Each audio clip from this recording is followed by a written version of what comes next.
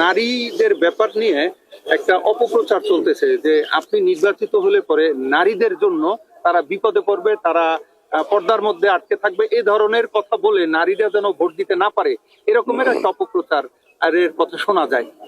নারীদের জন্য আপনারা কি আসলেই মানে কোনো হুমকি?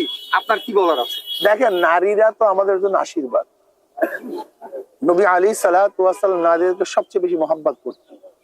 নবী আলী সালাম আমার কাছে তিনটে জিনিস সবচেয়ে বেশি প্রিয়: নামাজ, সুগন্ধি, ইমরাতুন সালেহা, নেককার মহিলা। নবী আলী সালাম ইসলাম নারীকে মর্যাদা দিয়েছে, আমাদের চেয়ে বেশি মর্যাদা, ইসলামের চেয়ে বেশি মর্যাদা কে দিবে? যারা এই সমস্ত অপপ্রচারই থাকে। বরং আমি মনে করি একবার যদি ইসলাম ক্ষমতা আসে, তার নারীরা আজীবন, এখন ইসলামের পক্ষে কিন্তু নারীদের ভোট সবচেয়ে বেশি। আমাদের হাত পাকার পক্ষে কিন্তু 80%, 85%, 90% নারীদের ভোট।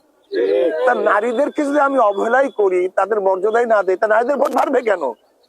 বরং নারীদের ভোট আমাদের অনেক বেশি, তারা আমাদের বেশি ভোট দিবে।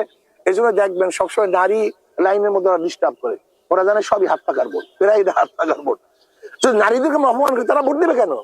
বরং নারীদের মর্যাদা আমরা বাড়িয়েছি, তাদের মর্যাদা সম্পূর্ণ করেছি, পণ্য বানাইনি, তাদেরকে ব্যবহার করে টয়লেট পাথরের মধ্যে আমরা ছুঁড়ে ফেলিনি।